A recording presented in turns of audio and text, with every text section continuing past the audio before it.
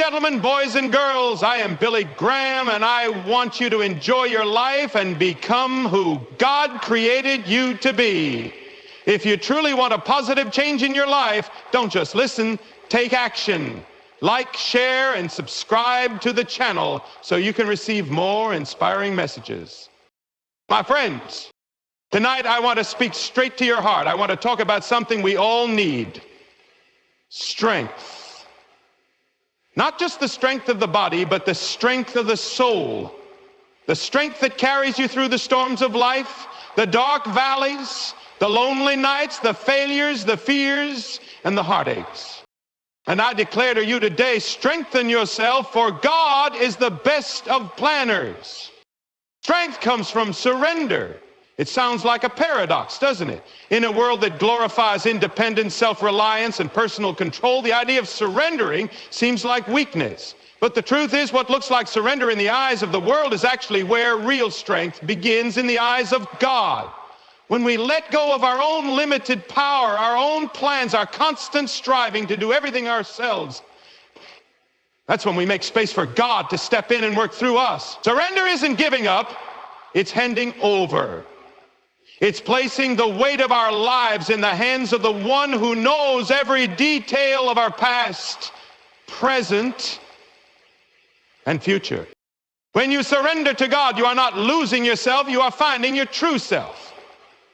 So many of us are walking through life exhausted, anxious, and broken because we're trying to carry burdens that were never meant for us to carry alone. We keep trying to control every outcome, fix every problem, make every decision perfectly. But God never asked us to be perfect.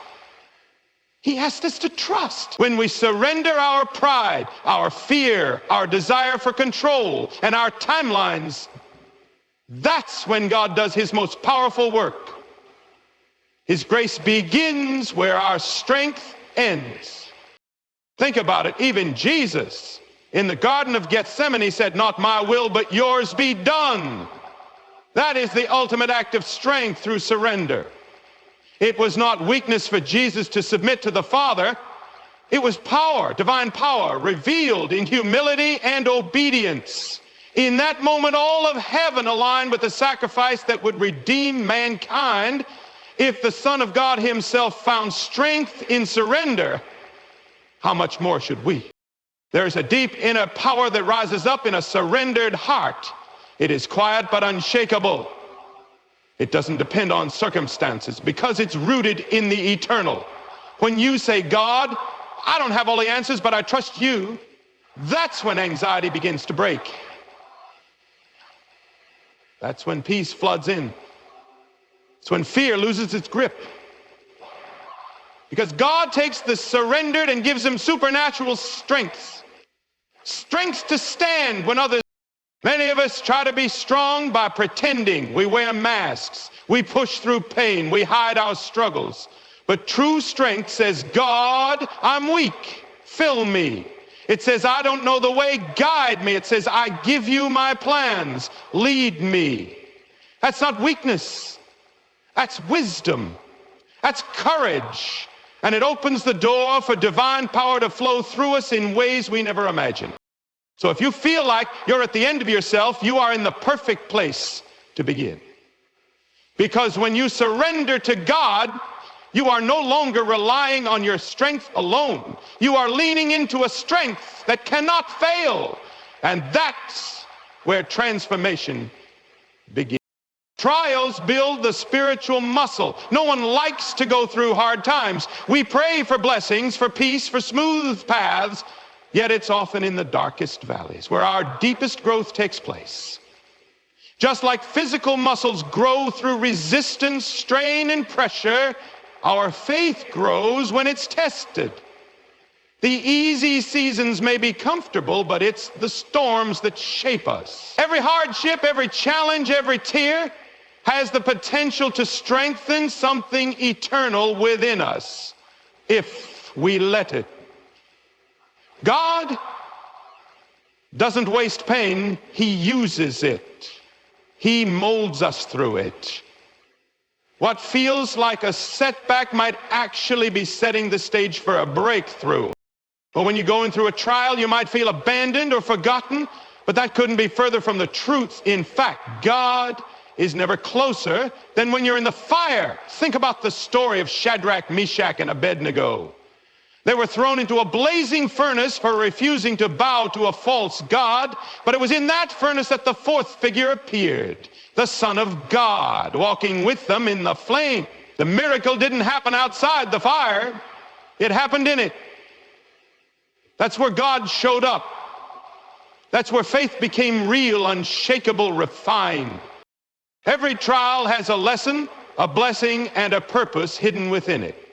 But you have to walk through it to see it.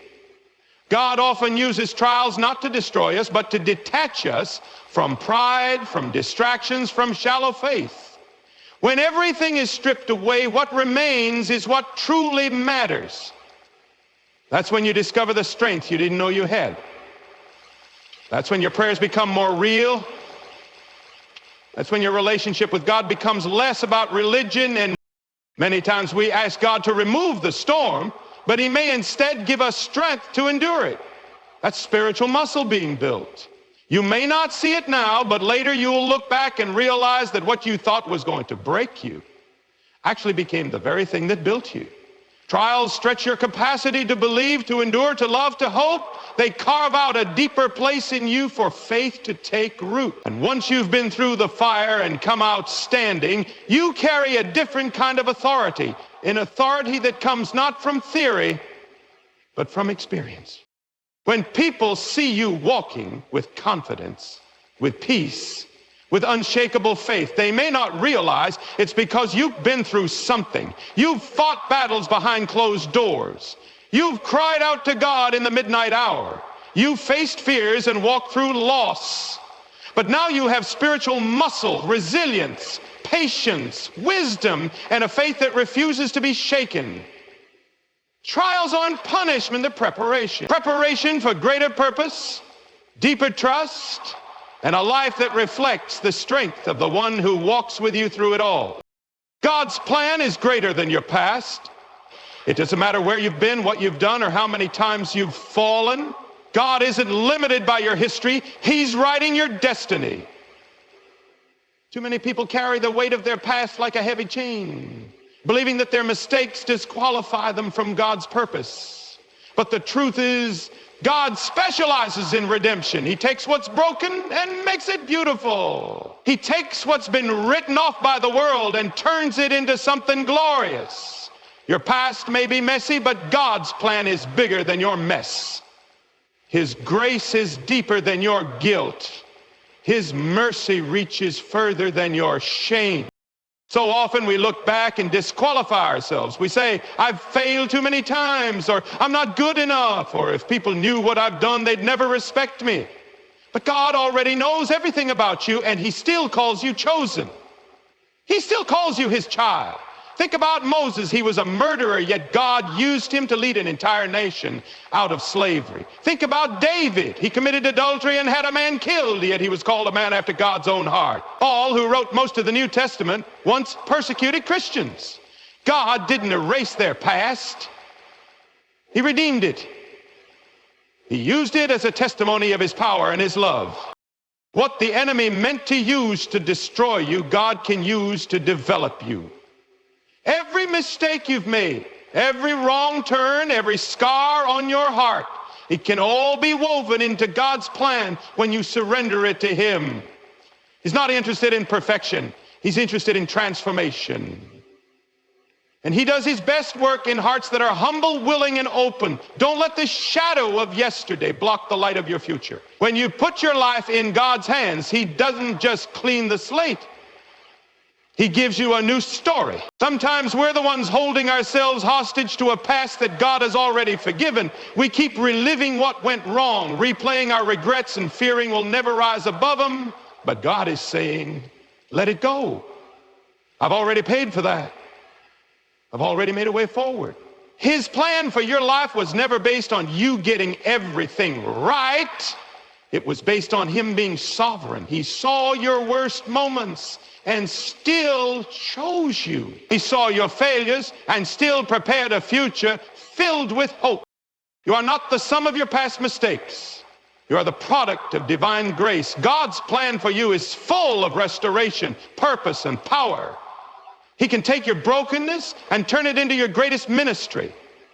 He can use your deepest wounds to bring healing to others. So lift your head. And don't live under the weight of what was. Step into what is. Your past may be a chapter in your story, but it's not the final page. With God, the best is always yet to come. Strength is faith in action. It's easy to say we believe when life is going well, when doors are opening and prayers are being answered on our timeline, but real faith, the kind that strengthens us from the inside out, isn't proven in the sunshine. It's revealed in the storm. It's in the moments when everything around us says give up, and yet something within us whispers, hold on. That something is faith. And when faith moves from words to action, that's where true strength is born. Faith in action means choosing to trust God even when we don't understand his plan. It's walking forward when we don't see the full path. It's taking the step even when we're scared. It's refusing to let fear write our story. Strength isn't about having all the answers. It's about trusting the one who does. Faith in action looks like getting up again after failure. It looks like praying when there's no sign of change. It looks like loving those who hurt us, forgiving when it's hard, and believing for better days, even when our heart is heavy. When we act on faith, we activate something powerful. Hebrews 11, often called the faith chapter, is full of stories where people didn't just believe, they moved. Noah built an ark when it had never rained. Abraham left his homeland without knowing where he was going. Esther risked her life to save her people. These weren't just thoughts or feelings. They were decisions rooted in deep trust. Each act of obedience became a seed of strength, and that strength changed history. Faith in action also means staying faithful in the small things. Sometimes we think strength has to be loud or dramatic, but often it's quiet and consistent. It's waking up and choosing hope again. It's doing the right thing when no one is watching. It's holding on to integrity when compromise would be easier. That's the kind of strength that builds character, that shapes destiny. It's not built in one big moment. It's built day by day, choice by choice. There will be times when everything inside you wants to quit, to retreat, to settle. But strength is choosing to believe anyway. It's standing on God's promises even when they haven't come to pass yet. It's declaring, God, I don't see it, but I trust you. I don't feel it, but I choose you. I'm tired, but I won't stop walking. That's the faith that moves mountains. That's the strength that makes the impossible possible. So when life presses in and doubt tries to drown your voice, let your actions speak louder than your fear. Keep walking, keep trusting, keep acting on your faith, because every step of faith you take becomes a step toward your purpose. And in that movement, God meets you with strength, power, and grace to keep going. God prepares before he reveals. We often look at the promises of God with excitement, envisioning the fulfillment, the breakthrough, the blessing, the open doors. But what we don't always see, or sometimes resist, is the process that leads to that promise. Before God places you in the position he's prepared for you, he prepares you for the position. His timing is perfect, not just because he knows the future, but because he knows what needs to be refined in us before we can carry what he's planned to give. God is not just interested in what he's doing through you. He's deeply invested in what he's doing within you. Preparation seasons can feel long and confusing. You may wonder why things aren't happening faster, why the opportunity hasn't come, why the vision he gave you still feels so far away. But those hidden seasons are not wasted. That's where strength is built, character is shaped, faith is tested, and pride is stripped away. The quiet behind-scenes work God is doing in your heart is the foundation for everything he will reveal in your future. Just like a tree grows roots before it ever bears fruit, Your preparation is about depth. God is anchoring you before he elevates you. Think about Joseph. He had a dream that he would rise to leadership. But what followed wasn't instant promotion. It was betrayal by his brothers, slavery, false accusation, and prison. But every step, though painful, was part of God's preparation. In the prison, Joseph learned humility, leadership, and trust. When the time was right, God didn't just take him out of the prison, he placed him in a palace. And because of the preparation, Joseph was ready not just to handle power, but to use it with wisdom, grace, and purpose. Sometimes we mistake God's silence for absence, but in truth, silence is often his workshop. That's where he's shaping your spirit, healing wounds, teaching dependence, and maturing your vision. If he gave you everything you asked for before you were ready, it might crush you. So instead, he lovingly waits, works, and walks with you until the foundation is firm. He's not delaying to punish you. He's preparing to bless you in ways that align with his perfect will. We may grow impatient during these seasons, longing for the outcome, but God values the process. It's in the waiting that we learn endurance. It's in the stretching that we find strength. It's in the stillness that we recognize his voice. The preparation is sacred.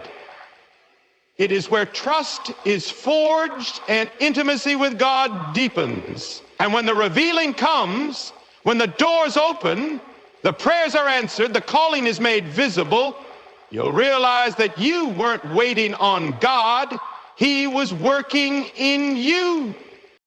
God prepares before he reveals because he wants you to be ready, not just to receive the blessing, but to sustain it, to steward it, and to use it for his glory. You were made for more. That truth echoes through every fiber of your being, even in the moments when you doubt it. There is something deep inside you that knows you were not created just to survive, to exist, or to go through the motions. You were created for purpose, for greatness, for impact. God didn't breathe life into you so you could live in fear, defeat, or mediocrity. He shaped you with intention, designed you with destiny in mind, and planted within you gifts and callings that are far greater than anything you can fully comprehend. But life has a way of making us forget. We face rejection, disappointment, and failure. We listen to the voices that tell us we're not enough, not smart enough, not talented enough, not worthy. We shrink our dreams to fit our current reality, and we settle for less than what God has spoken over us. Yet even in those moments, God's plan doesn't change. His voice still calls out. You, more than fear, more than brokenness, more than your past, more than your pain, you were made for a divine purpose that stretches beyond your limitations and reaches into eternity. God has placed potential inside of you that you haven't even tapped into yet. And he doesn't call the qualified, he qualifies the called. That means you don't have to have it all together to step into what he's prepared for you. You just have to be willing. Willing to believe again. Willing to take one step at a time even when your knees are shaking. Because when you say yes to God, he begins to unlock the more inside of you. You were made for more than just success in the world's eyes. You were made to carry light in darkness, to love deeply, to lead with compassion, to live boldly in faith. That kind of life doesn't come from chasing status or approval. It comes from surrendering to the one who made you and trusting that his vision for your life is far greater than your own. It means choosing purpose over comfort, growth over ease, calling over convenience. And when you do, you start to see that your life was never meant to be small. It was meant to reflect the greatness of the God who created you. Don't let fear talk you out of the life God has called you to live. Don't let failure convince you that your story is over. Don't let the enemy keep you bound in chains of doubt and insecurity. You were made for more. You were made to rise, to overcome. to inspire, to transform the world around you. And the moment you begin to believe that truth is the moment everything begins to change. Because when you realize who you are in God's eyes, you stop playing small and start living the life you were born to live.